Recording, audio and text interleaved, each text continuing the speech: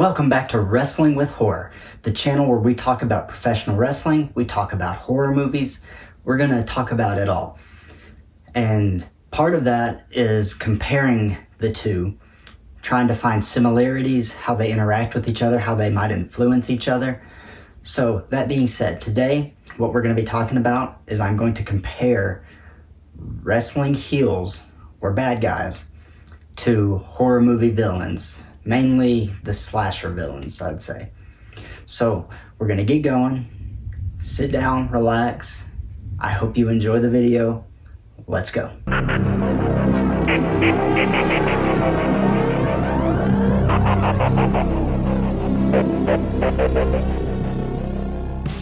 Before we get into what makes heels and horror villains so similar, I think we need to individually look at them and talk about what makes them unique in their own ways, what drives them, what makes them what we're wanting to see. What do we want to see out of them?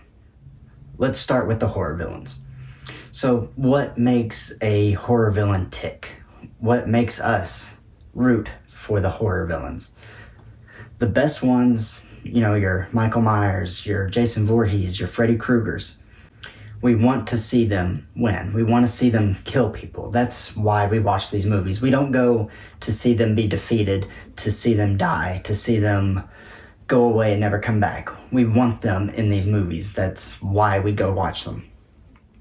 A good horror villain should tread the line of pure arrogance and a justified confidence. This is gonna give the viewers a sense of fear and whether or not they can even be stopped in the first place. They can be stoic, they can be witty, sarcastic. It doesn't matter as long as they have no remorse for what they're doing.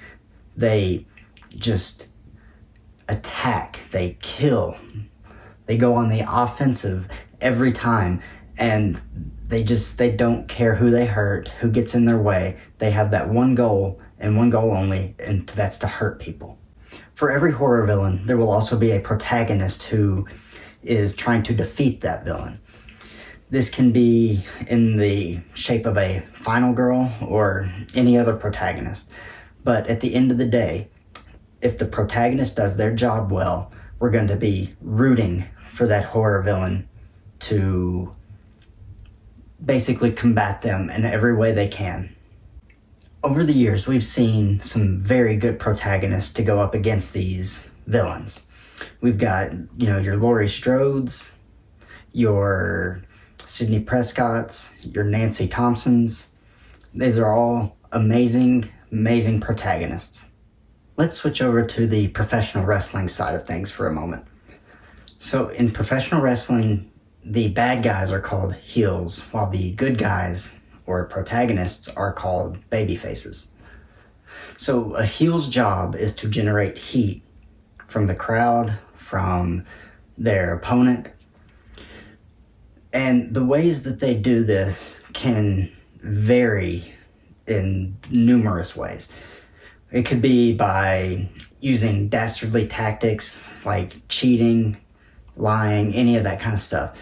It can be by the language they use, saying bad things about their opponent, the opponent's family, any of that. It can be by talking down to the crowd, by telling the crowd that they suck or that the town they're in is a horrible place. That's always a very easy way to generate heat because nobody wants to hear their hometown run down on live TV.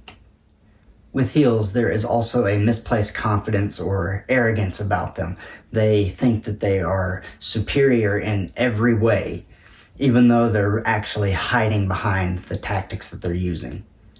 The best heels make the fans love to hate them. The fans love to boo them, to see them get what's coming to them. And it all comes down to the personality of the person who is playing that heel. All right, now let's look at heels and villains side by side. We love to hate both of them. We want to see them be bad. We want to see them do anything they can to get one over on our heroes. We want them to be evil and to tear our heroes down over and over and over again so that our heroes can build themselves back up and finally overcome their obstacles, which are the heels and the villains. However, that's not always the case. Sometimes the bad guy wins. Sometimes the villain comes out on top. It happens in professional wrestling. It happens in horror movies. It happens in real life. And that's why these things hit so close to home for a lot of people, is because that life beats us down over and over again, and we have to build ourselves back up and overcome those things. The best heels and the best villains are the ones who make us feel emotions. The fear, the hatred, all of it, the things that we feel are why we love to root against these people, but at the same time we're kind of rooting for them in a way too. When you watch a Nightmare on Elm Street film, you don't go to see the characters beat Freddy. You go to see Freddy kill these people and to hear him crack jokes. It's kind of messed up in a way, but that's just the facts of what we do with it. The same thing in professional wrestling. You have a basically career heel like Ric Flair. He always knew how to get on the bad side of the crowd, to get on people's nerves, and it worked. People loved to root against Ric Flair. Now, he also had a protagonist in, let's say, Dusty Rhodes, for example. Those two had battle after battle after battle. And we would always see Dusty get beat down over and over and over again, never quite overcoming his obstacle. But we rooted for Dusty, we rooted against Ric Flair, and that's the way it's supposed to be. But the reason that we rooted against Ric Flair in those scenarios is because he was so good at being a heel. He would cheat, he would beg off, he would keep his championships by any means necessary. Just like horror villains will kill by any means necessary, and they will show no remorse for their actions.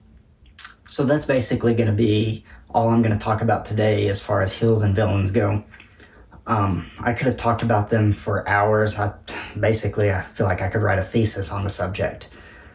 Maybe in the future I'll come back to this and dive a little deeper, look at some different aspects of it.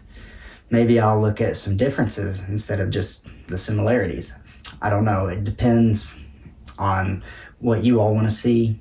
Before I end the video, I would like to say that this coming October, I am working on something really, really big. It's going to be both part of YouTube and Instagram. I'm trying to build a community in both of those platforms. So just stay tuned. There's going to be a lot of horror stuff in October. I'm not going to completely shy away from wrestling, but it's going to be mostly horror. So please subscribe to the channel, like this video, share the channel with all your friends and your family, and please keep an eye out for everything that's coming in the next 2 months, because it's going to be very fun and very interesting, and you're not going to want to miss this. I appreciate everybody who has commented on my YouTube videos, my Instagram posts. I appreciate all the suggestions you've given me for horror movies to cover in October, and I can't wait for you to see what I have in store. It's going to be super fun. So that's going to be it for today. My name is Andrew Dreamer, and I will see you next time on Wrestling with Horror.